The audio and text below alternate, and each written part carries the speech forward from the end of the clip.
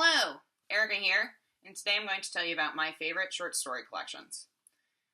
So I've been reading a lot of short story collections lately, especially, and I'm really starting to fall in love with the medium of the short story.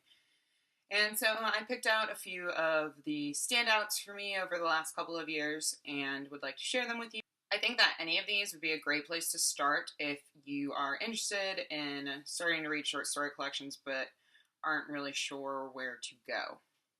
So first I have two more modern classic-esque authors. The first one I have is Ernest Hemingway, and this is a slim little volume called In Our Time. This was originally published in 1925. The collection is only 156 pages long, and there are 16 stories in it.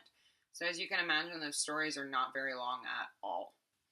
And the stories in this really broke my heart. This is one of the first short story collections I ever read. I had to read it in college.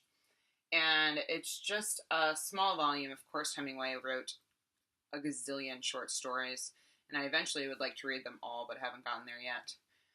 And his stories, very much like his novels, the writing style is very simplistic. It's very dialogue-driven at times, and the stories are just a reflection kind of real human experience.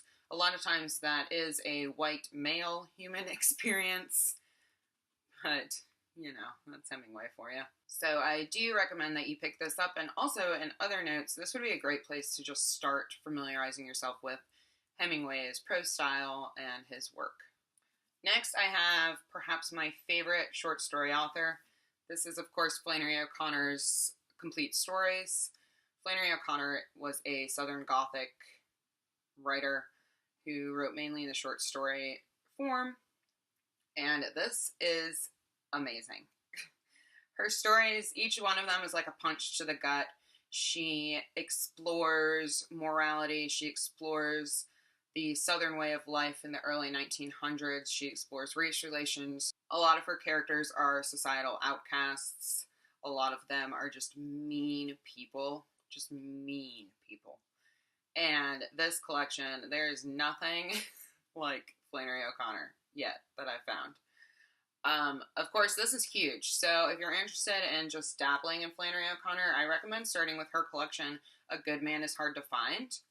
And if you like that, moving on to Everything That Rises Must Converge. And then, if you like that, going back and reading the rest of the stories in this collection. The stories in this collection were written roughly from 1946 to 1962. The collection itself is copyrighted 1971 with the introduction. The introduction to this collection is really great if you're looking to familiarize yourself with Flannery O'Connor's life. Of course, she died way too young, and so we never got to feel the effects of her full potential, but this is an amazing, amazing, amazing collection. I can't speak highly enough of it. Next, I have three more contemporary collections, the authors of whom you may be familiar with. First, I have Interpreter of Maladies by Jhumpa Lahiri. This I read probably about 2 years ago, and I just remember being so affected by the honesty of Lahiri's stories and by the raw emotion that her characters kind of embody. And so these are not action-packed by any means, but they're interesting studies of characters, a lot of times characters who are either Indian or Indian immigrants to North America. I know you've heard this collection talked about, but I cannot force highly enough how genius this is. I think it is probably Lahiri's crowning work, and of course it did win the Pulitzer Prize. Next I have Dear Life by Alice Munro, and I do have a full review of this, so I'll post that below. This is the only collection of Munro's stories that I've read, which is a shame because I loved it so much, but I kind of wanted to take a few months in between collections so that I don't burn out. I will be reading something else by her very soon. And of course, Alice Munro is a Canadian short story author. She's won the Nobel Prize in Literature. She is highly revered. She's recently retired, which is unfortunate, but you know, she's got to live her life. And this collection is just a collection of quiet stories set in small Canadian towns about the people who live there. So I will link my review below if you're interested in learning more. And next I have Tonto December by George Saunders. This collection was published in 2013. It's roughly 250 pages long, and I think there are 10 or 11 stories in it. Yes. George Saunders is not an author that I was familiar with before I picked up this collection. I just had heard a lot of hype about it, and so I jumped on that bandwagon, and I am so glad that I did. These stories range from being kind of like dystopian sci-fi to just being very real in the moment. The title story, the story 10th of December, ruined me. And I actually read this entire collection in one sitting, which I've never done before with short stories. But I think there's something that Saunders does where he embodies so many different genres almost in his short stories that turns it into a bit of a page turner, because no story is quite like the other. So you can read them in succession without them bleeding into each other, if you understand. Again, highly recommend this, and you should do it. I'm really looking forward to reading more of Saunders' work soon. And then lastly, I have two collections that kind of dip into the fantasy, magical realism realm. Both of these I've read recently. The first is Kelly Link's Magic for Beginners, and I do have a full review of this that I will link below that you can go check out if you're interested. Kelly Link kind of deals with this bizarre magical realism. She plays a lot with language, but not in like a postmodern way that's hard to read.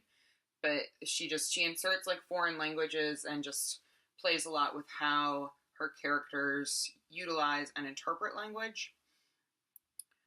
These stories are kind of creepy, a couple of them. I mean, seriously, there's one about these rabbits that kept me up at night.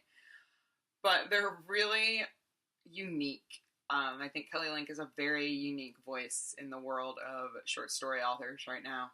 And again, I will link to my review if you're interested in more. Next, I have The Color Master by Amy Bender. I also have a review of this up. It might be up by now, I'm not sure. I'm kind of mass filming right now because I'm doing VEDA. But I have this in a batch reviews of short story collections. So I talk about it a little bit more there.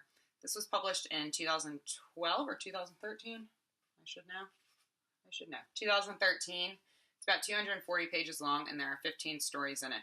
And Amy Bender, again, plays with magical realism a lot. She dips her toes into the realm of fantasy, and her stories are really profound in what they are. Like, the stories on the surface seem so simple, but when you start thinking about them, which she forces you to do somehow through her writing, you're like, whoa. It's kind of a transcendental experience to read Amy Bender's stories. Again, I highly recommend this. I'm looking forward to reading more Amy Bender in the future, and I think that this and Magic for Beginners are great short story collections for people who maybe enjoy reading more sci-fi fantasy than literary fiction and are looking for some good short story collections to read. So those are my favorite short story collections. Please tell me in the comments what your favorite short story collections are, and if you have any recommendations for me, I would absolutely love to hear it. I'm always on the hunt for new collections to read. Sorry, my cats are running around and making a lot of noise. And I will see you soon. Bye.